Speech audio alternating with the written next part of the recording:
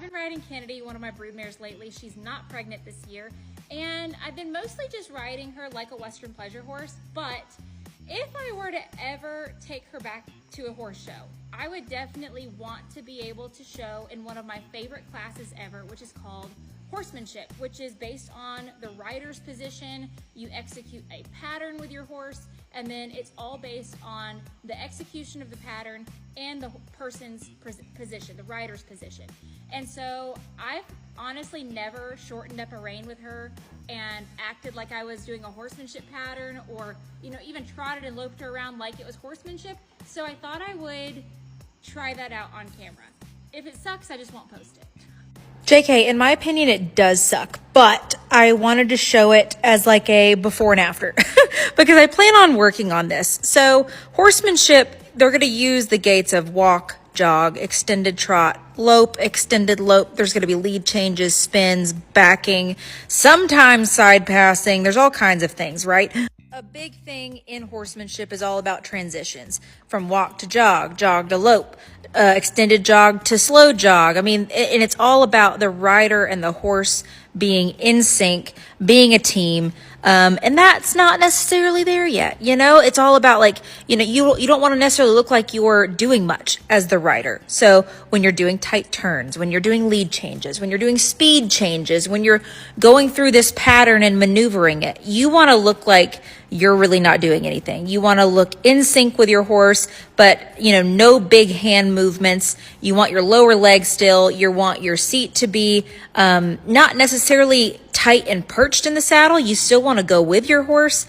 There's a lot of things that I could pick apart about myself here. I think, Kennedy is not necessarily used to the contact that I had, and I don't necessarily know if this bit is her favorite thing for this.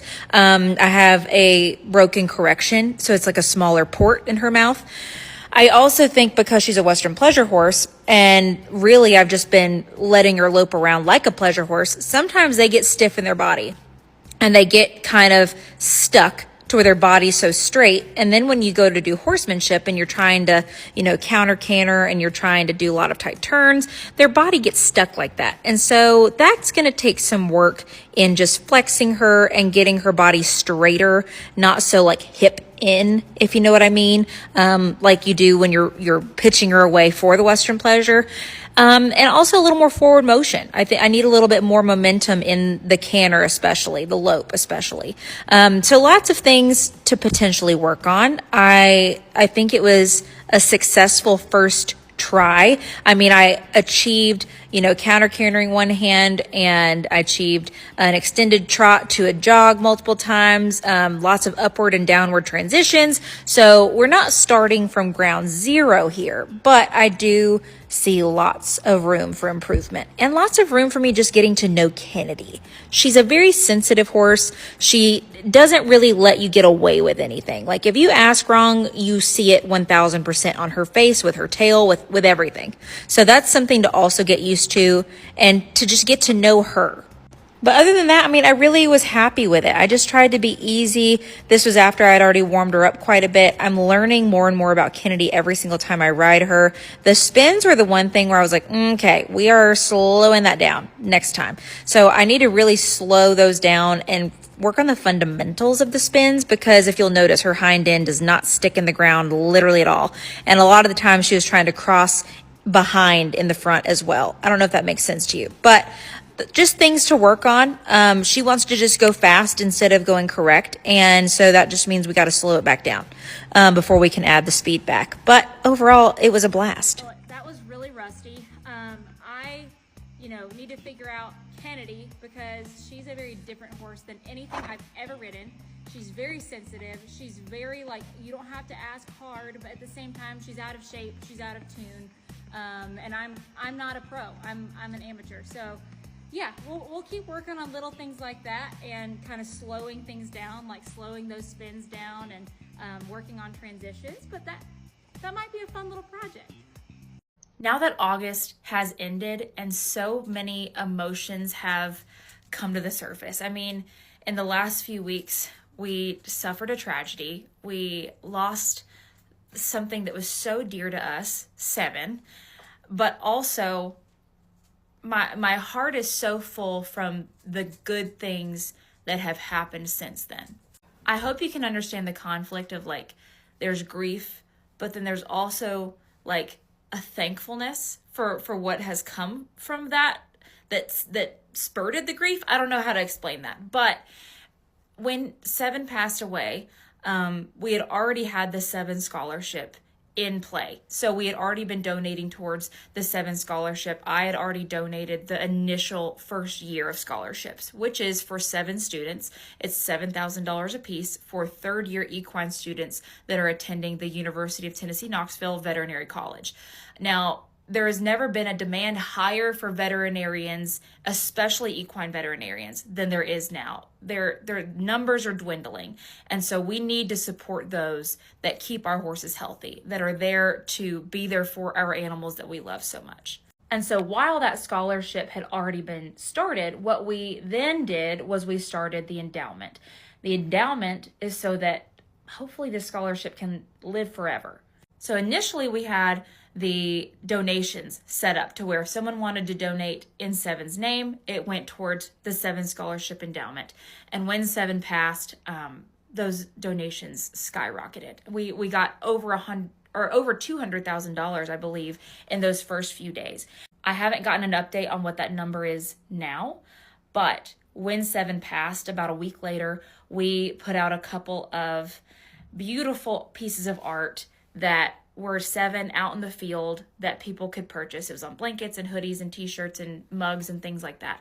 And when we did that, I said that 100% of the profits from those products were going to go towards the Seven Scholarship Endowment. And so now that we've done our monthly report, we have crunched the numbers. I just wanted to keep everyone in the loop of what has come from this. So we had a record-breaking month. We've never had this many orders from the KVS store. It was like we had to put up a thing on the website saying that orders might be delayed due to number. And so it was just insane. And now that we've crunched the numbers after, it's only been a couple weeks, we can now donate $133,000 plus to the endowment. So that's incredible. And a lot of people have asked how long the Seven products will be there because, for their own timing and for their own ordering, we are going to keep the Seven products through the University of Tennessee, Knoxville's big Orange Give event, which is in November. Now, the reason we're doing that is because we are going to hold our donation until the big Orange Give event, because then the University of Tennessee will match those donations. So I wanted to be transparent. I wanted to keep everyone updated on what that number looked like and the fact that I think we're inching up on $400,000 being raised for the endowment. And that is so that scholarship can hopefully live on forever. Now, I believe $400,000 puts us about a third of the way there for those 7 students being covered literally forever. So anyway, I wanted to keep you updated. I wanted to keep everyone in the loop for what has happened, the amazing things that Seven's life has spurred on and has activated. It's just insane what has come from his life. And so now, these students can have financial help towards their schooling, towards their dream of helping, horses like Seven and just all of our horses to be at their best and saving their lives. And I'm just incredibly thankful. And so I wanted to keep y'all up to date on what was going on. This next month, I will do another video telling y'all what comes from September. Hopefully we can, raise more. I will always have the link to donate in my link tree if you want to just straight donate, but I also will keep the 7 products on my store as well, so that the 100% of the profit from those 2 new designs will go towards the endowment. Let me know if you have any questions, and again, I'm so grateful.